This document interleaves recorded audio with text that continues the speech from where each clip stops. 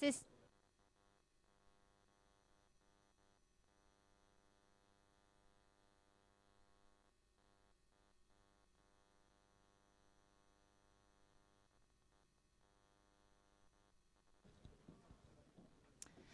Bonjour à tous et bienvenue à la causerie du jour.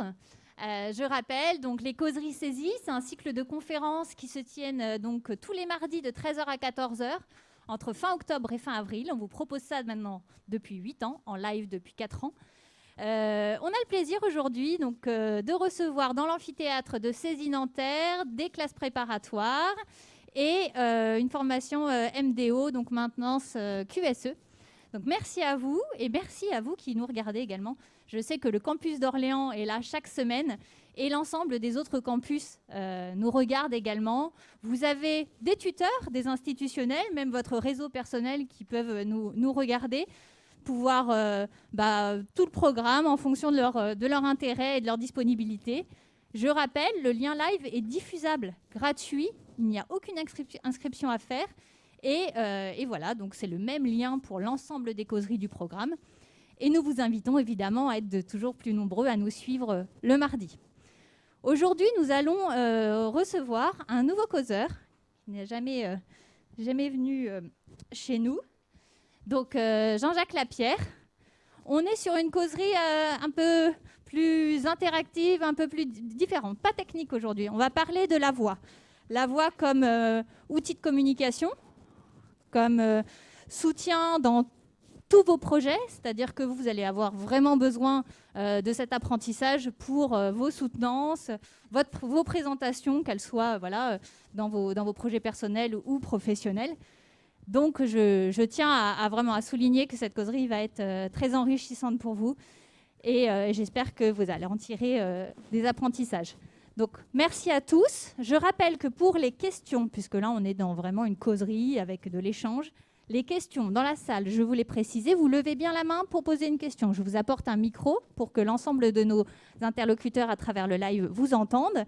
Et au niveau du live, vous envoyez vos questions à l'adresse mail causerie au pluriel idfc@cesi.fr. Donc causerie au pluriel idfc@cesi.fr et je prendrai le relais afin de diffuser vos questions aux causeurs du jour. Je vous demande d'accueillir donc Monsieur Lapierre.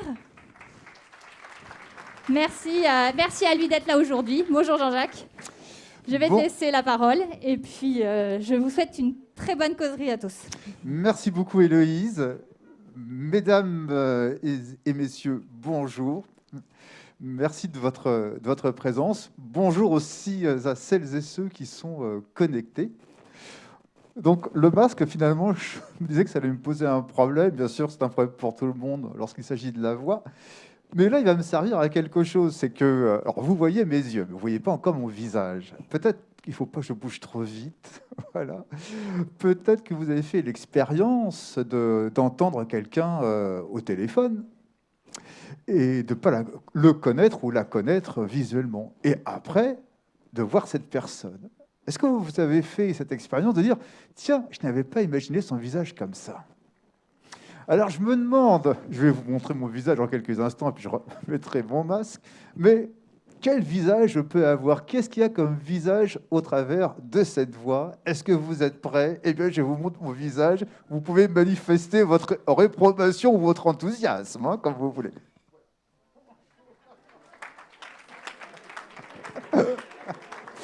C'est très gentil de ne pas avoir fait « Oh !» Mais c'est vrai que c'est intéressant de voir que lorsqu'on est au téléphone, et donc pour reprendre cet exemple-là, vous entendez quelqu'un, on ne peut pas faire autrement que de visualiser, d'imaginer comment va être sa voix. Alors que l'inverse n'est pas forcément vrai. Lorsqu'on voit le visage d'une personne, on ne va pas forcément s'imaginer quelle voix elle peut avoir. Alors, je me permets cette introduction parce que votre voix, c'est votre identité. Alors, c'est justement la première partie dans laquelle nous allons être. Vous allez prendre conscience qu'il y a deux caractéristiques qui va fonder l'identité de votre voix, une partie physique, et puis une deuxième qui est toute une partie culturelle, je vais y venir dans quelques instants. La deuxième partie sera sur en quoi votre voix, finalement, vous permet d'être et de rester dans l'échange avec une personne. Et puis après, il y aura des questions et on interagira ensemble. Donc, moi, je m'appelle Jean-Jacques Lapierre. Je suis ce qu'on appelle communément artiste lyrique. Ça veut dire chanteur d'opéra. Je fais également beaucoup de théâtre. Alors, je suis coach vocal, mais également coach professionnel. C'est un autre métier. Et je fais de la formation également.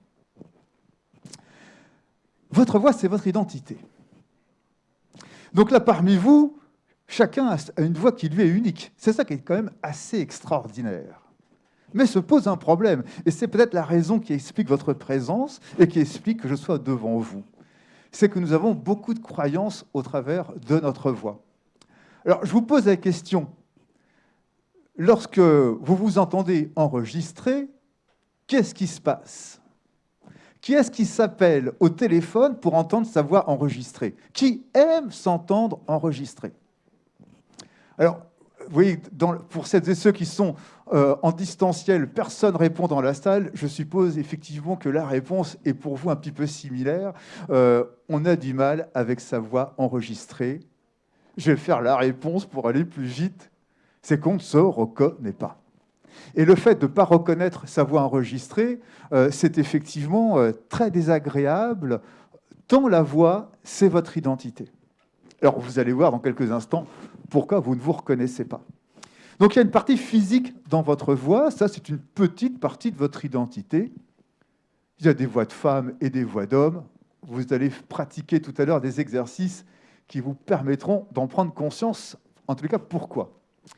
Puis il y a cette partie culturelle, moi, que je trouve assez extraordinaire avec la voix. Comment se fait-il que vous parlez toujours avec la même voix ?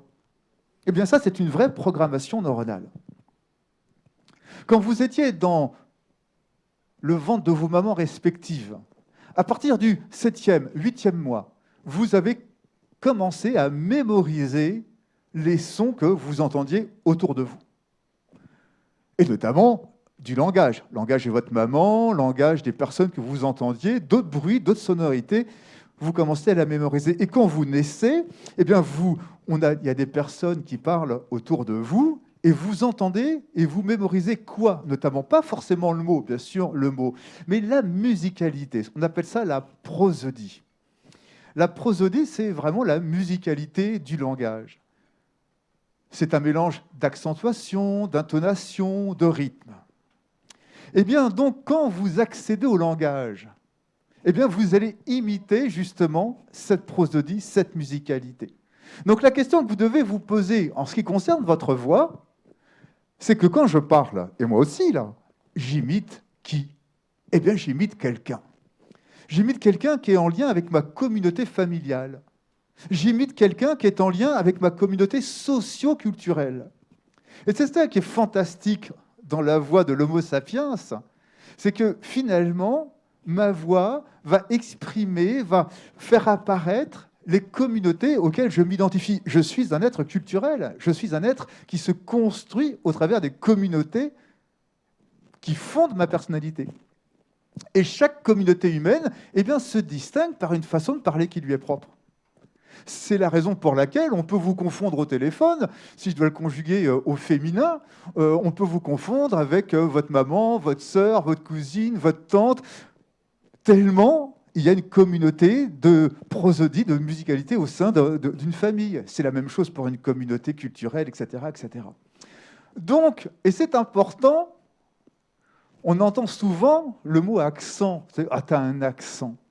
Et ça a toujours un petit peu une connotation un peu péjorative, qui est certainement liée à notre histoire nationale, très jacobine, où il consisterait à dire qu'au-delà du périphérique, les gens auraient un accent. Certainement pas. Il y a une diversité de musicalité dans la langue française qui est liée à notre histoire, de l'influence des langues d'oc, des langues d'oï, des langues anglo-saxonnes, qui fait qu'on parle le français avec une musicalité qui lui est propre. Les Québécois, par exemple, gardent la musicalité du français qu'on parlait au XVIIe siècle. Alors, imaginez Louis XIV avoir l'accent québécois. Et puis il semblerait, il n'y a pas d'enregistrement, on suppose qu'il roulait les airs comme ça aussi. Beaucoup dans la noblesse, vous rouliez les airs. Donc la langue, vous voyez, elle évolue aussi, la musicalité, elle évolue. Il n'y a pas que la syntaxe qui évolue, il y a aussi cette musicalité. Donc ce qui est important à retenir pour vous, c'est que votre voix, c'est votre identité, et que lorsque vous parlez, eh bien, vous vous appuyez sur une musicalité qui est en lien avec la communauté qui fonde votre personnalité. Donc c'est pour ça que c'est très très important. Quand l'autre me parle, eh bien, il dit beaucoup de son histoire aussi. Alors, votre voix, c'est aussi un instrument. Et c'est intéressant de faire l'analogie avec les instruments de musique, car les instruments de musique ont souvent pour origine la voix humaine. Et ça, c'est valable dans toutes les civilisations. Vous allez retrouver des instruments à cordes dans toutes les civilisations. Eh bien, prenons par exemple le violon. Alors, en quoi le violon s'apparente au fonctionnement de la voix humaine? Eh bien, déjà, les cordes du violon, il y a parmi vous un public d'ingénieurs, mais ce qui fait le son du violon, c'est justement la vibration d'air ici de la corde du violon. Alors, l'analogie avec la voix humaine, quelle est-elle? Eh bien, ce sont les cordes vocales. Question, combien de cordes vocales avez-vous? Entre 1 et 2, vous avez 2 cordes vocales. 2 cordes vocales. Alors, c'est tout petit. Elle se situe à ce niveau-là. Je montre par rapport à la caméra, ici dans le cou, pour schématiser, 2 cm en moyenne pour vous, mesdames, 3 cm en moyenne pour nous, messieurs. Et donc la différence, si vous voulez, de physionomie des cordes vocales associées au corps va faire qu'on va avoir des harmoniques graves, on va avoir la voix sexuée en raison de cela. Donc après, elle s'appelle la tessiture quand vous êtes à l'opéra. Bref, il y a des voix aiguës et des voix graves. Ça, c'est une question de physique, oserais-je dire même de génétique. Donc, quelque part aussi, en tant qu'instrument, on a une identité vocale qui nous est propre. Mais oserais-je dire, je crois elle ne pèse pas beaucoup eu égard à votre identité culturelle dont je viens de parler avec vous. Donc, ces cordes vocales, elles jouent un rôle essentiel. Parce que la voix, c'est un instrument à cordes et c'est aussi un instrument à vent. Donc l'air passe entre les cordes vocales et elles vont créer ce qu'on appelle un vombrissement. Alors, je vais essayer de le faire, hein, d'accord? Voilà ce que font vos cordes vocales. On n'est pas encore dans le son de la voix, hein. C'est vraiment un vombrissement. On appelle ça la voix source. Alors, comment se fait-il qu'il y ait un son après? Alors, c'est là où je vais vous proposer, et peut-être également pour celles et ceux qui nous écoutent en distanciel, un petit exercice. Je vous propose qu'on fasse l'exercice ensemble pour que vous puissiez prendre conscience du fonctionnement mécanique de votre voix. Vous allez voir, c'est extrêmement simple. Alors, quand bien même cette séance soit enregistrée, ne vous inquiétez pas, les exercices vont se faire ensemble. Alors, je vous le propose de faire la lettre A, de dire A, de 3 manières différentes. Le premier, dans un espèce de chuchotement, comme je vais faire, je vous montre, vous faites comme ça, d'accord? Alors, je ne vous cache pas que ça va faire de la buée sur vos lunettes, ça c'est certain à cause du masque. Vous allez enchaîner après en faisant ce même A, mais cette fois-ci, bouche fermée. Je vous montre. Et puis après, vous allez le faire normalement. Et vous allez essayer, entre les 3, c'est ça qui va vous permettre de prendre conscience, vous allez essayer entre les 3 de voir qu'est-ce que vous ressentez physiquement de différent entre chuchoter, bouche fermée et chantonner. Alors, est-ce que vous êtes prêts en distanciel aussi de pouvoir le faire? Assurez-vous, bien sûr, qu'il n'y a pas trop de monde autour de vous. En tous les cas, expliquez un petit peu les raisons qui vont faire que vous allez faire la lettre A 3 fois. Commençons tous ensemble déjà, je zozote, déjà par expirer en faisant A. Allez-y. Très bien. Alors, vous allez enchaîner maintenant, bouche fermée. Vous êtes prêts aussi derrière votre écran? On y va. Alors là, théoriquement, vous devrez avoir fait une différence physique. On en reparlera après. Et on enchaîne avec le A normal. Vous êtes prêts? On y va. Ah, voilà. Alors, quelle différence physique avez-vous pu faire? Je vous propose que vous puissiez prendre la parole si vous avez envie de témoigner, et puis bien sûr, je vous traduirai les réponses pour celles et ceux qui sont en distanciel. Qu'est-ce que vous avez perçu physiquement de différent entre les trois? Là, vous avez dit le mot, monsieur, allez-y. Voilà, ça vibrait, bravo. Voilà, il a répondu, ça a vibré. Et effectivement, c'est là où ça devient extraordinaire. Quand je fais, refaites-le tous, allez-y. Voilà, vos cordes vocales ici, hein, elles restent ouvertes. C'est pour ça que l'air s'en va. Mais dès que je fais, là, ça vibre. Et donc, regardez, revenons au violon quelques instants. Ce qui fait le son du violon, c'est la vibration du corps en bois du violon. Ça s'appelle un résonateur. Et donc, le corps en bois du violon pour la voix humaine, il est où? Eh bien, il est là pour schématiser. C'est votre boîte crânienne qui vibre et qui donne cette matière à votre voix. Alors, vous allez voir comment ça va être un petit peu déroutant, mais je vous propose de le faire aussi de cette manière-là. Vous allez vous boucher les oreilles, véritablement. Vous vous bouchez les oreilles et vous refaites bouche fermée ou vous enchaînez avec des A comme ça. Voilà, bouchez-vous les oreilles, faites-le, allez-y.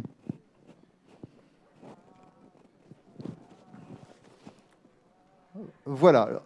Alors, nous ne sommes pas dans une secte, hein, d'accord, hein. C'est vraiment, c'est vraiment, bien sûr, pour les bienfaits de l'exercice. Est-ce que vous avez entendu un son? Vous avez entendu votre voix? Ah, vous n'avez pas entendu votre voix? Alors, on va recommencer pour madame. Bouchez-vous les oreilles et faites... allez-y.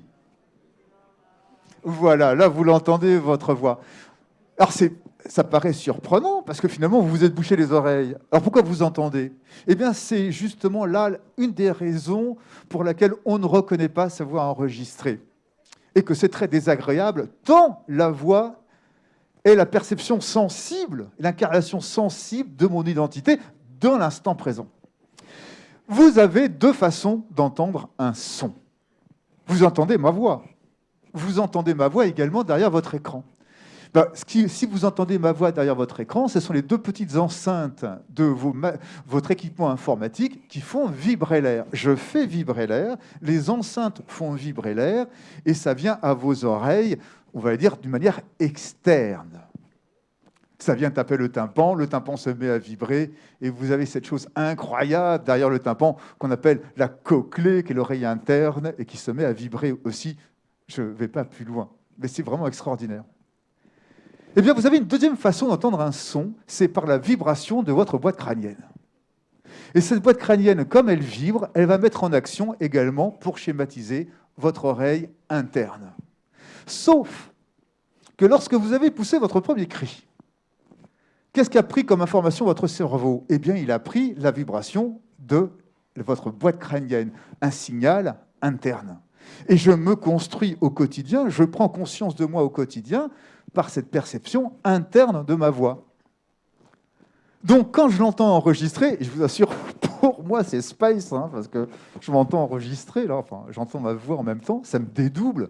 Je me dis, putain, c'est pas moi, ça. Et les autres vous disent, bah si, c'est vous. Alors vous dites, bah, alors qui c'est? C'est ça qui est extrêmement désagréable. Et c'est assez neuf, si vous voulez, dans notre histoire moderne. Enfin, moderne, c'est assez neuf dans l'histoire de l'humanité. C'est qu'avant, on ne s'entendait pas enregistrer. C'est très neuf, hein, ce rapport que l'on a, bien sûr, avec soi.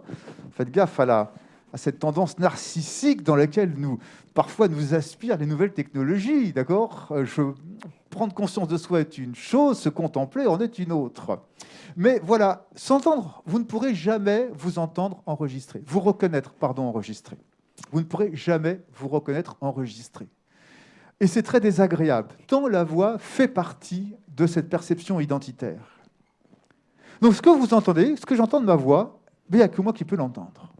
Donc quand vous parlez, essayez de revenir sur la perception physique et non pas d'avoir la croyance d'une autre voix. Ça vous semble clair? Alors peut-être prenez quelques instants pour réfléchir à des questions que vous auriez un petit peu plus tard. Mais voilà, votre voix, c'est votre identité. Parler, c'est imiter. Le langage, c'est une musicalité.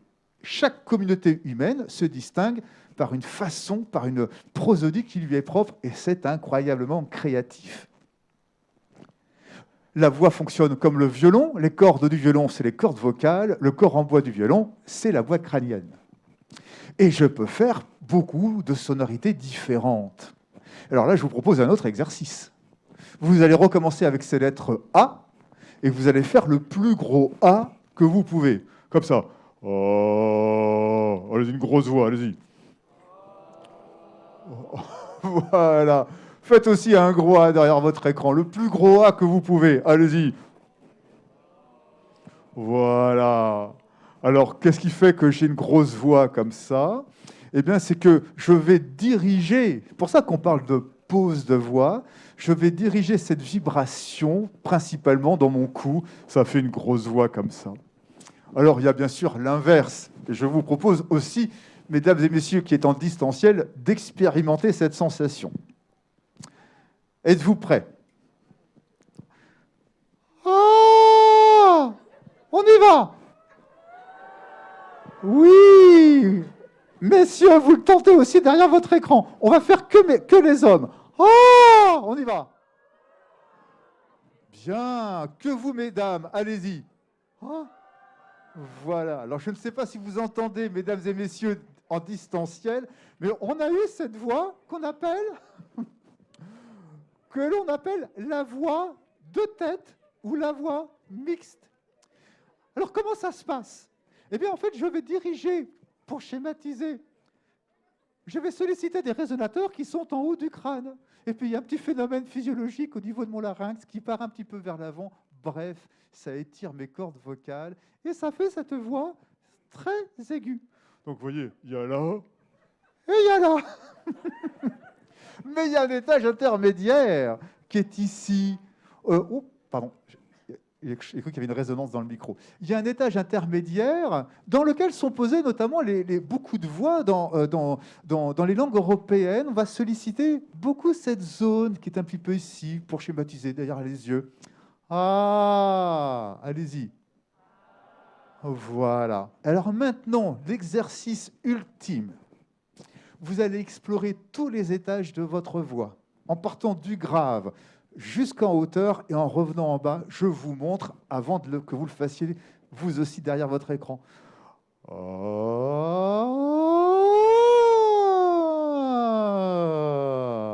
Vous êtes prêts? On commence par le bas. On y va.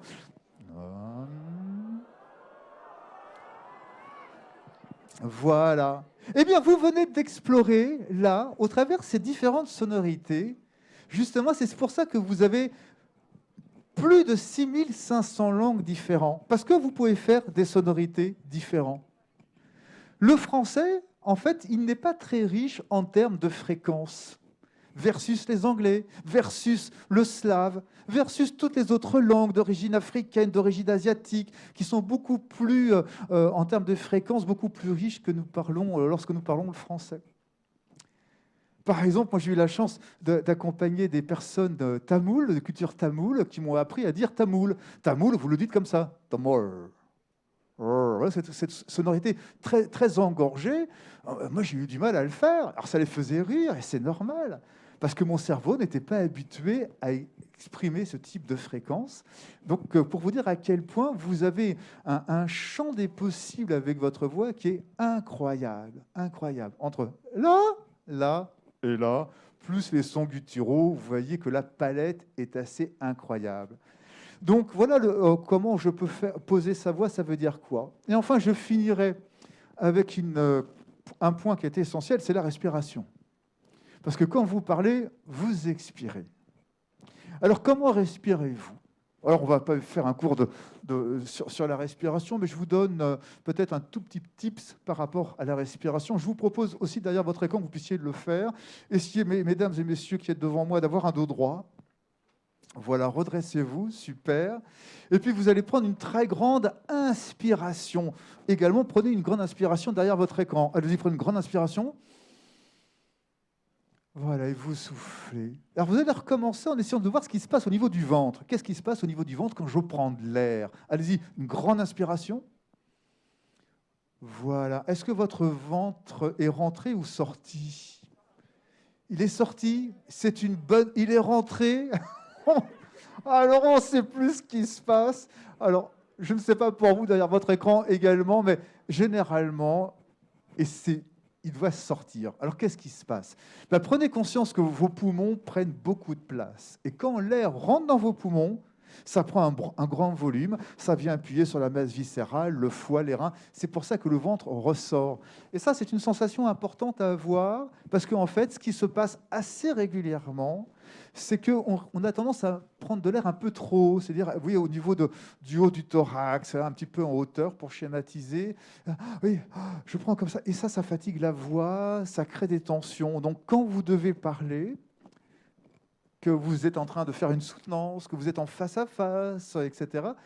Prenez conscience de votre corps au travers d'une bonne respiration. Et une bonne respiration, c'est une bonne inspiration, et notamment de sentir tout autour de la taille un sentiment d'appui qui va être lié au fait que, effectivement, les poumons se sont gonflés d'air. Attention à cette phrase, il faut gonfler le ventre. Non, le ventre ne se gonfle pas, hein. C'est plutôt un appui. Hein. Faites gaffe parce que cette phrase apporte parfois une aporie par rapport à la réalité de ce qui se passe. Donc voilà comment fonctionne votre voix physiquement. Voilà pourquoi vous ne vous reconnaissez pas enregistré, parce que vous percevez votre voix par la vibration de la boîte crânienne. Et il n'y a que vous qui pouvez l'entendre. Et que ça fonctionne comme un instrument. Ça va? Est-ce que quelqu'un, avant qu'on fasse le tour des questions, hop, ah ben ça va, je suis dans les temps, très bien, je vois qu'il y a une pendule ici. Est-ce qu'on fait peut-être un petit tour de questions très rapide par rapport au fonctionnement de la voix? Est-ce que quelqu'un veut lever la main, si vous en avez une? Eh bien voilà, on a une première question, super. J'aurais une question par rapport à la différence. Je vais prendre le cas parce que je suis un homme. Il y a des hommes qui ont des voix très aiguës, des hommes qui ont des voix très graves. C'est quoi les différences physiques qui se passent pour qu'un homme ait une voix plus ou moins aiguë ou qu'un autre ait une voix plutôt grave? Alors, ce que je peux en connaître pour vous répondre, c'est vraiment une question de physiologie. On ne peut pas distinguer au téléphone un garçon d'une fille jusqu'à 10 ans. D'accord? Et puis après, à partir de 10 ans, eh bien, nous sommes plongés dans un chaos hormonal. Et pour nous, les hommes, la testostérone va venir modifier conséquemment notre cou. Nous avons l'apparition de la pomme d'Adam. Et puis nos cordes vocales commencent justement à s'agrandir, à s'épaissir. Et donc, regardez la contrebasse. La contrebasse, c'est la même famille que le violon, mais les cordes sont plus longues, sont plus épaisses. Vous allez avoir un son plus grave. Entre les deux, vous avez le violoncelle. Et puis après, vous avez l'alto. Et puis après, vous avez le violon. Et on voit bien que plus l'instrument se rapetisse, plus le son va avoir des harmoniques aiguës, plus il va être aigu. Donc ce qui va faire, effectivement, entre les hommes, des hommes qui ont des voix plus graves que d'autres, c'est que les cordes vocales sont un peu plus grandes. Et alors, il y a aussi, bien sûr, attention, le physique qui va jouer. Mais gardez peut-être cette image de longueur de corde vocale, d'accord? Il n'y a pas que ça, mais gardez-le à l'esprit. Mais attention par rapport à cela, parce qu'on a tous le même nombre d'octaves. Si vous entendez des gens qui vous disent qu'ils peuvent chanter sur 4-5 octaves, c'est faux. Alors, regardez comment est un petit peu fait le clavier d'un piano. Essayez de garder ça à l'esprit. Vous savez, vous avez des groupes de notes qu'on appelle des octaves. Alors, vous en avez plus d'une dizaine suivant les claviers. La voix humaine, c'est 3 octaves. Ce n'est pas plus de 3 octaves. Et chacun a ses 3 octaves. La contrebasse n'a pas plus de notes que le violon. Elle en a autant, mais elle ne va pas les interpréter dans la même fréquence. Et sachez que quand vous chantez, allez, bon an, mal an, sur 2 octaves, grand maximum. Et c'est toujours incroyable de dire qu'on passe le clair d'autre temps sur 5 notes. D'accord ? Enfin, bon, je ne rentre pas trop dans les détails. Donc, c'est une question physiologique. D'accord ? On appelle ça la tessiture. C'est-à-dire que vous avez des basses à l'opéra, et puis vous avez le versus, les altos chez les dames. Au milieu, vous avez mezzo-soprane. Eh bien, nous, ça s'appelle, pour les hommes, baryton. Et puis, chez les femmes, vous avez après soprane. Ça s'appelle ténor. Et moi, par exemple, je suis ténor. Mais on peut tous chanter la même chose, mais pas dans la même fréquence. J'ai répondu à votre question? Moi, j'avais une question sur le pourcentage qui est lié à la respiration interne et la posture aussi qui peut jouer par rapport à un son. Alors, la posture, c'est vraiment essentiel. Parce que si vous voulez, ce qui va faire la phonation, c'est des centaines de muscles. C'est extrêmement complexe. Hein. Je vous ai bien sûr peint quelque chose de très... j'ai fait l'analogie avec l'instrument pour essayer de se le représenter. Mais effectivement, la posture du dos, notamment, du port de tête. Parce que votre tête, elle est posée sur l'atlas, qui est la dernière vertèbre tout en haut. C'est posé comme une toupie. Donc le positionnement de la tête quand vous chantez, j'entends de l'opéra, mais aussi pour la voix parlée, c'est important. Donc au mieux, vous pouvez avoir un dos droit. Alors c'est pas vous tenir comme ça, vous voyez, avec les épaules en arrière, mais c'est d'avoir une espèce de juste tension et d'avoir la tête idéalement bien posé, bien équilibré, vous voyez, pas trop sur le côté, pas trop comme ça. Bon, c'est compliqué, hein, mais soyez attentifs à ça, parce qu'effectivement, ça joue sur la qualité des tensions, enfin de la phonation. J'avais entendu sur le fait des jambes aussi, d'être bien appuyé sur les deux jambes pour pouvoir sortir la voix, que c'était plus... Alors, c'est toujours des expressions, effectivement, ça veut dire quoi? Sortir sa voix. Alors, je ne vais pas le faire là, parce qu'avec le micro, ça va saturer, si vous voulez. Mais effectivement, pour schématiser, en haut du corps, là, jusqu'ici, là, ici, là, il faut laisser vibrer. Il ne faut pas de contraintes physiques ici, ici. Et vous devez garder, pour schématiser aussi, je suis obligé de parler par des analogies, vous devez rester ouvert. Donc, c'est-à-dire qu'il faut éviter que le corps se contracte. Or, quand vous chantez, quand vous parlez, on a tendance à se contracter, à se ratatiner un peu. Il faut rester dans l'étonnement. La grande technique pour le chanteur d'opéra, c'est ça. Je vais baisser le masque quelques instants, d'accord? Vous devez rester toujours comme ça. Voilà. Même si vous chantez des trucs graves.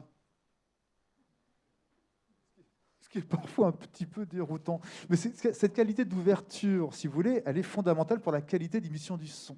Donc effectivement, cette notion d'appui du corps, de verticalité, va impacter sur la qualité du son.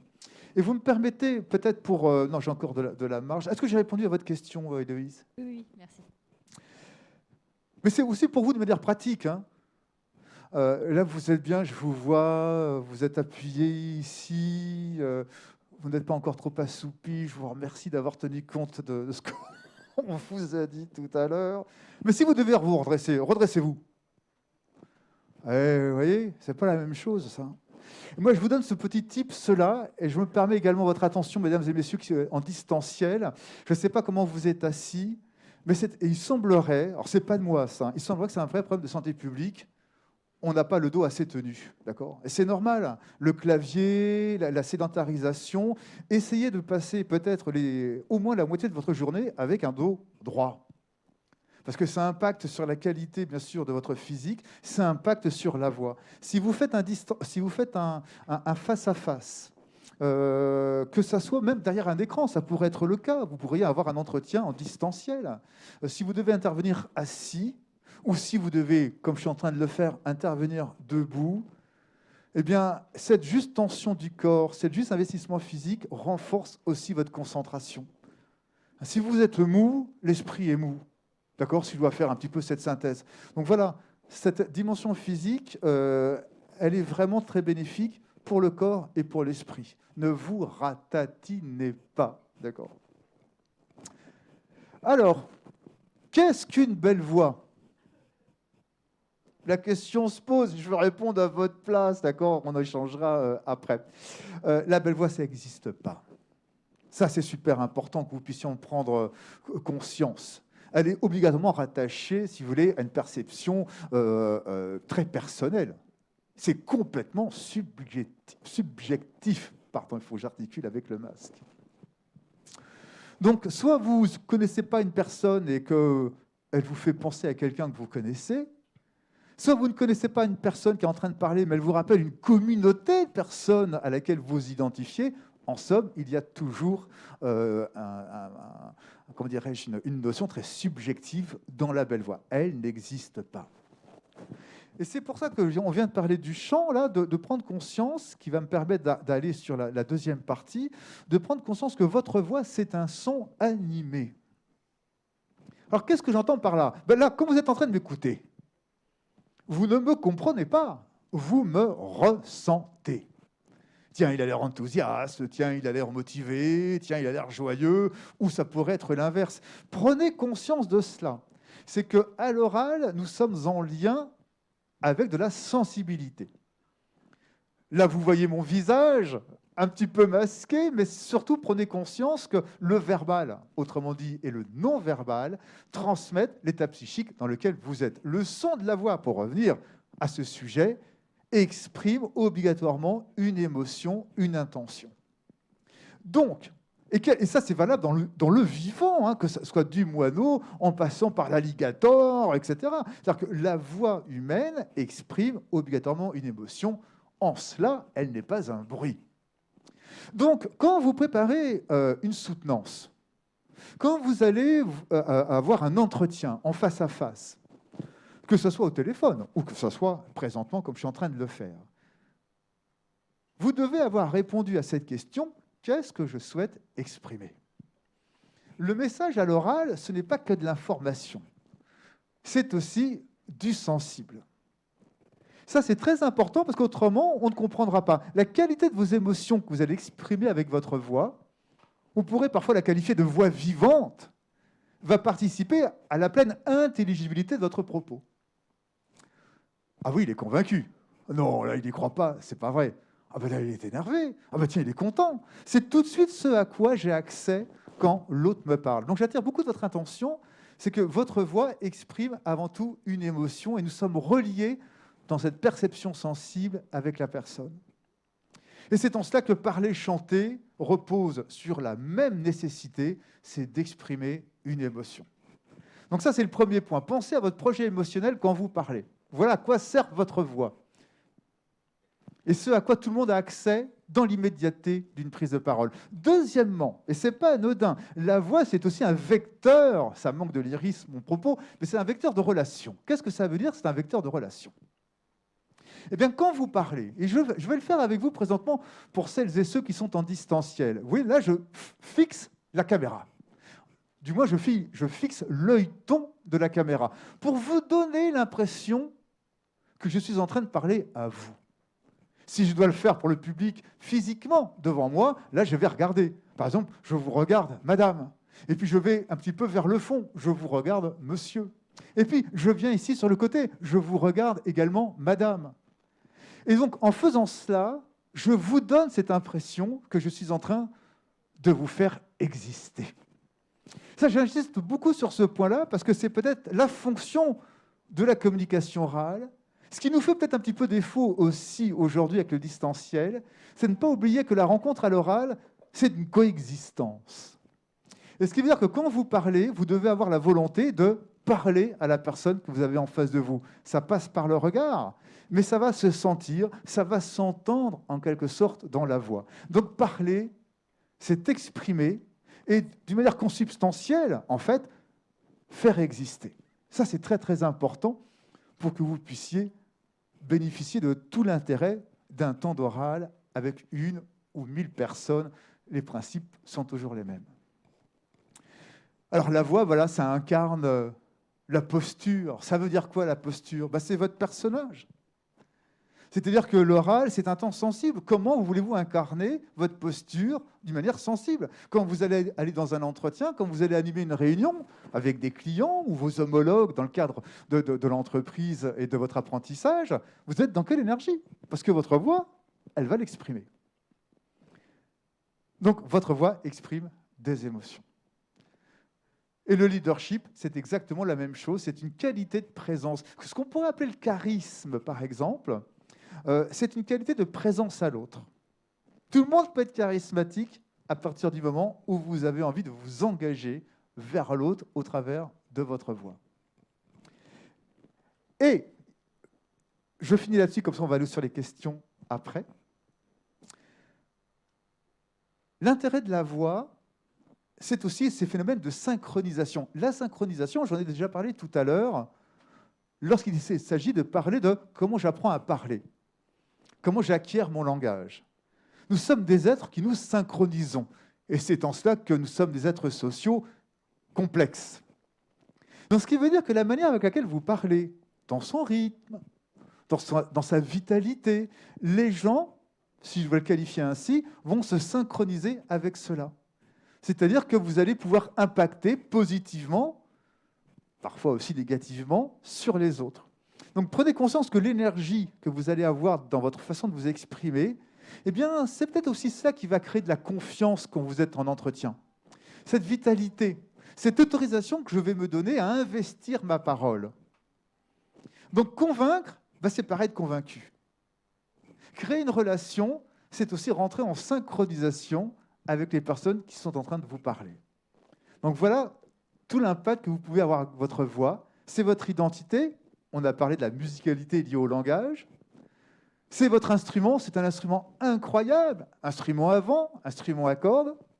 Ce qui explique la raison pour laquelle vous ne vous reconnaissez pas. Je ne reviens pas sur ce point-là. Et votre voix, c'est un son animé. Donc la nécessité d'exprimer vos émotions. En même temps, de faire exister les gens qui sont en face de vous, par le regard, mais ça s'entend également au travers de votre voix. Et enfin, ces phénomènes de synchronisation qui s'opèrent au travers de la musicalité de votre voix et de l'impact que ça peut avoir sur les autres qui sont en train de vous écouter. Donc il nous reste quelques instants, et là je suis vraiment dans la causerie, prêt à répondre à vos questions. Alors, déjà, quelles seraient les questions que vous pourriez avoir par rapport à la voix? On a une question via le live d'un élève du campus de Lyon qui demande comment garder une voix calme devant une multitude de personnes lors d'une présentation orale, puisqu'on n'est pas tous égaux sur ce point-là. Cher monsieur, c'est un monsieur qui a posé la question? Non, une jeune femme. Une jeune femme. Chère madame, pardon, votre question est bien essentielle. Et franchement, si j'avais une réponse à vous faire très précise, je vous mentirais, car vous mettez là le doigt, l'éclairage sur la gestion des émotions. Je vais vous le faire en synthèse. Moi, j'interviens bien sûr en entreprise aussi, et la thématique de la gestion des émotions, et notamment à l'oral, puisque vous faisiez référence à cela, est toujours très présent. C'est une demande qui est toujours très réitérée. Le tips, moi, que je pourrais vous donner, c'est déjà d'accepter d'avoir peur. Vous avez le droit d'avoir peur, vous avez le droit d'être stressé.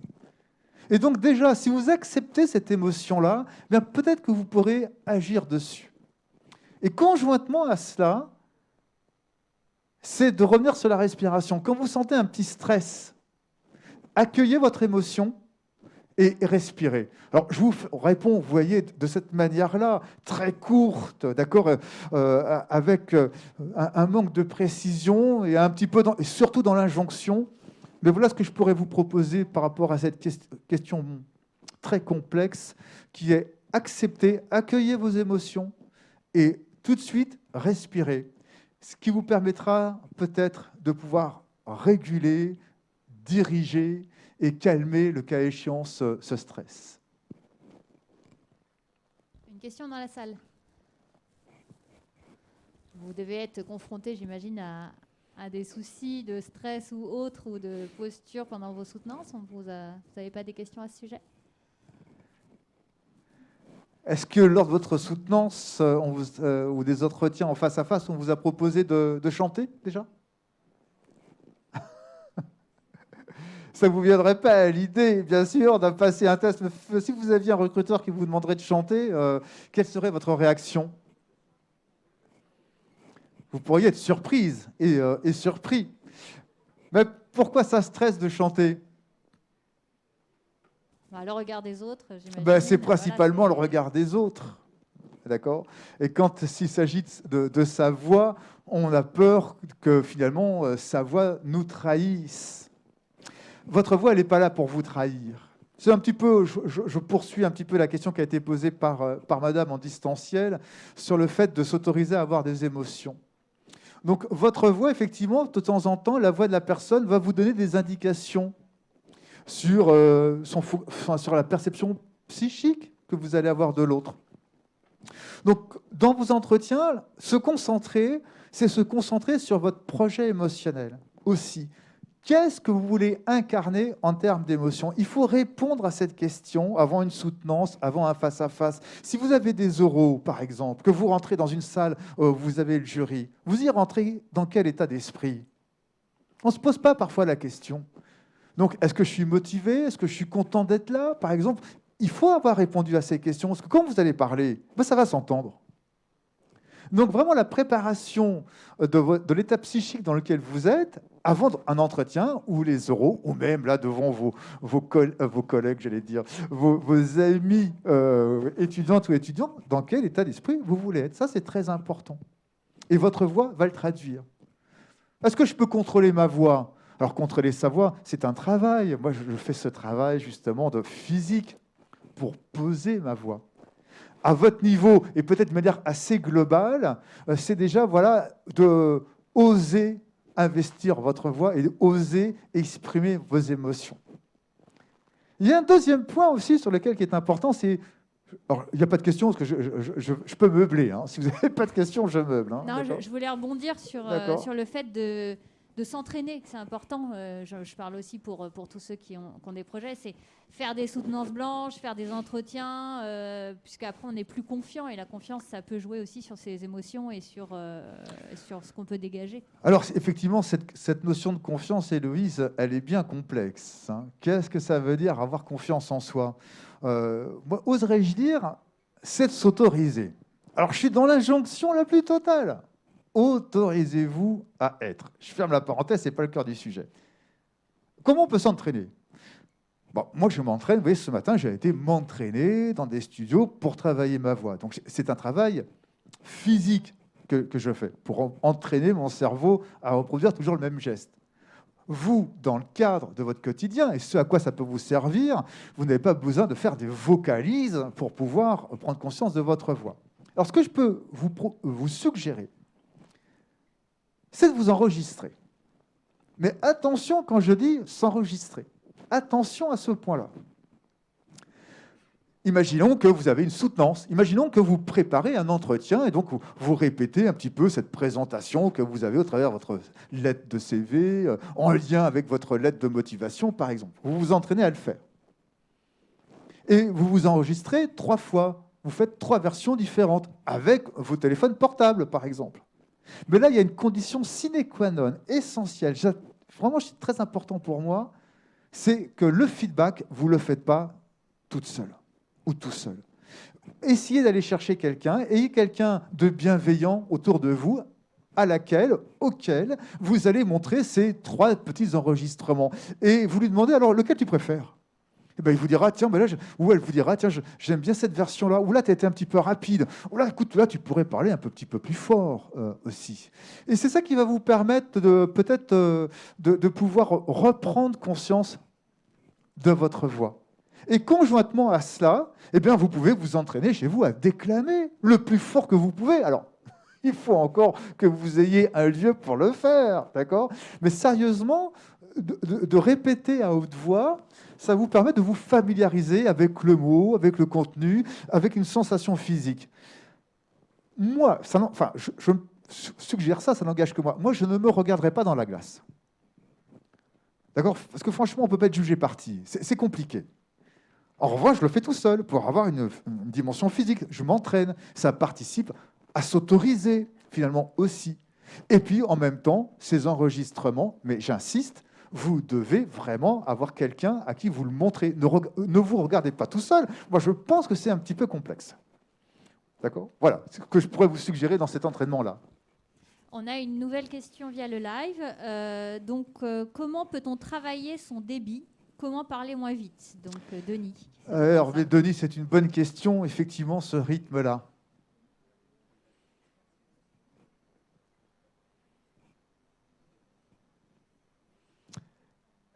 Le silence fait peur. Moi, je vous suggérerais de plus parler du mot silence et de le remplacer par quel est l'espace de pensée que je laisse à l'autre. Ce qui va vous faire ralentir votre rythme, c'est de prendre conscience que vous parlez à des gens qui ne sont pas vous, qui ne sont pas dans la même temporalité. Ce silence que je viens de faire vous laisse le temps de comprendre ce que je viens de dire, d'imaginer, et même de vous questionner par rapport à cela. Les gens pensent. Il faut leur laisser cet espace de pensée. Et c'est cette conscience que l'autre n'est pas vous, qu'il a besoin d'une temporalité qui n'est pas la vôtre, qui, assez naturellement, vous fera ralentir le rythme ou faire des pauses pour le laisser penser. Donc, le silence, ce n'est pas le vide. Et donc, on l'associe trop souvent, justement, à cette appréhension. Il faut que j'alimente, il faut que je dise des choses. Non. Laissez le temps aux gens de penser.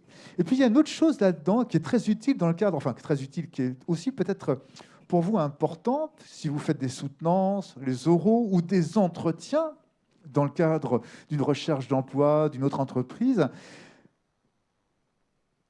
c'est qu'à l'oral, je ne peux pas dire beaucoup de choses. La capacité d'appropriation des personnes, la vôtre comme la mienne, elle n'est pas extensible à l'infini. Oserais-je dire, plus vous êtes court, au mieux c'est. Au mieux vous pouvez aller dans l'interaction, au mieux c'est. Mais voilà, quand vous parlez de vous, quand vous parlez d'un exposé, quand vous parlez d'une offre commerciale ou d'un projet, d'une soutenance à des clients, d'un système, soyez court. Voilà, gardez à l'esprit que notre capacité d'appropriation à l'oral, elle est faible. Donc vous allez me dire, ça sert à quoi pour passer des messages? C'est un problème endémique à l'oral. Donc soyez court, 1 à 2 informations, pas plus. En revanche, quel est l'intérêt de l'oral? Eh bien, c'est la voix. C'est-à-dire que vous allez passer votre énergie. C'est ça qui va créer la confiance. Et qui fera que vous remporterez le marché, parce qu'on dira, pour 2 offres identiques, bah tiens, lui, je le sens mieux, elle, je la sens mieux. Mais pourquoi? Je ne sais pas, elle avait plus de vitalité, elle y croyait plus. Et qui fera peut-être aussi, et vous savez comme quoi le recrutement, ce n'est pas une science exacte, parce que la décision se prend sur des choses, sur des critères qui sont la plupart du temps subjectifs. Pour 2, 3 candidats qui ont le même profil, c'est que les personnes vont se dire quoi? Bah, lui, je sens mieux. Je caricature, mais en fait, c'est un petit peu ça. Et je le sens mieux, c'est quoi? Eh bien, c'est cette qualité que vous aurez donnée avec votre voix. Et donc, l'investissement psychique, cette énergie qui fera que vous allez créer de la reconnaissance et de la confiance. Voilà, c'est vrai que de se dire que l'oral est un lien qui est toujours très, très sensible et qu'on ne passe pas beaucoup de messages, du moins, les gens retiennent ce qu'ils auront dit par eux-mêmes, c'est toujours un petit peu décontenançant. En revanche, vous allez laisser une empreinte sensible de vous, et notamment au travers de votre voix. Donc voilà par rapport au rythme, laissez le temps aux gens de penser, et prenez conscience que notre capacité d'incorporation, d'appropriation à l'oral est faible. Donc il faut être court, et quand vous êtes court, il faut être investi pour donner cette énergie. Bah, ça répond finalement à une question qui vient d'arriver aussi de la part de Ayoub. Il souhaitait savoir l'impact de notre voix sur nos interlocuteurs. Est-ce que c'est plutôt le contenu de la voix ou la manière de parler? Ah ouais, très bien. Voilà, on est sur finalement un peu des deux. Enfin... Mais le contenu, si vous voulez, personne ne pourra vous répondre sur le contenu. Si vous voulez vous garantir ce qu'ont retenu les gens, il faut leur poser la question. Parce qu'il y a cette phrase, ce n'est pas un axiome, si vous voulez, mais qui est un principe pédagogique dans la communication, c'est que les gens retiennent ce qu'ils ont dit par eux-mêmes. Donc il faut passer par le feedback. Donc le message, moi je suis toujours un petit peu circonspect quand il est là, mais qu'est-ce que je vais passer comme message? Court, soyez court, une idée ou 2. Après, si vous voulez savoir ce qui a été retenu, posez la question aux gens. En revanche, où vous ferez plus aisément l'unanimité, c'est sur cette présence, cette capacité, cette vitalité, ce charisme que vous aurez à l'oral. Et ça, tout le monde peut l'avoir. Il n'y a que, je suis dans la jonction positive, à vous engager. Autorisez-vous. On a un monsieur qui veut poser une question. Oui. Si vous avez d'autres questions par écrit, n'hésitez pas également en distanciel. Cher monsieur, je vous écoute. Vous nous avez parlé tout à l'heure de leadership et de charisme, mais j'aimerais savoir en quoi la voix influe sur le charisme et le leadership, s'il vous plaît. Alors, écoutez, moi, je vais vous donner ma réponse. D'accord? Je vais vous donner ma réponse. Et je vais prendre vraiment le risque de vous donner cette réponse-là. Quand vous voyez le nombre de contenus pléthoriques qu'il y a sur le leadership, ça veut dire qu'on n'est pas très, très au clair là-dessus. Est-ce qu'il y a une définition commune du leadership au travers de sa voix? Moi, je vais vous dire, et ça n'engage que moi, non. Il y a une croyance qui consiste à dire que quand vous posez la question sur le leadership avec sa voix, il faut avoir une voix grave. Moi, j'ai entendu souvent, très souvent, et je l'entends encore, des femmes dire « ma voix a trop d'aigus, je manque de leadership ». C'est très sérieux. Le leadership, c'est polymorphe. Alors peut-être que moi, c'est vraiment, je me permets de vous dire ça, ça n'engage que moi. Moi, il me semble que c'est la capacité avec laquelle vous allez vous autoriser en train de parler. Cette capacité à, finalement, à incarner ce que vous avez envie de représenter dans votre vision par rapport à la posture dans laquelle vous êtes. Et c'est une énergie que vous allez consacrer à l'autre, deuxièmement. Et le troisième point, c'est cette qualité de considération que vous allez porter à vos interlocuteurs. Il me semble que la qualité du leader au travers de sa voix, c'est une qualité de présence avec l'autre. En même temps, d'investir en termes d'énergie sa parole et de dire « je suis en train de vous parler ».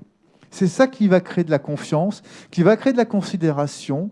Et parce que la personne qui est en face de moi s'autorise à parler, finalement, peut-être que moi aussi, je peux m'autoriser à être. Mais moi, il me semble que ce sont des attributs de leadership pour répondre à votre question, monsieur. Ça vous semble clair? Mais c'est polymorphe. D'accord. Une autre question? Non, tout est clair pour vous. On va pouvoir conclure, il est 57.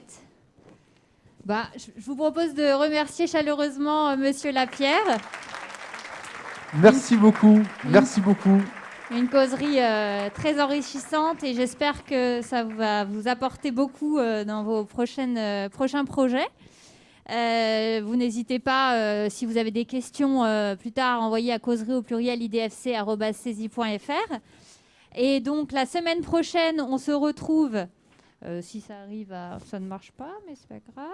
Bon, on se retrouve sur une nouvelle causerie la semaine prochaine sur innover la performance environnementale. Donc, sujet d'actualité, rien à voir avec aujourd'hui, mais c'est ça qui fait toute la richesse des causeries saisies.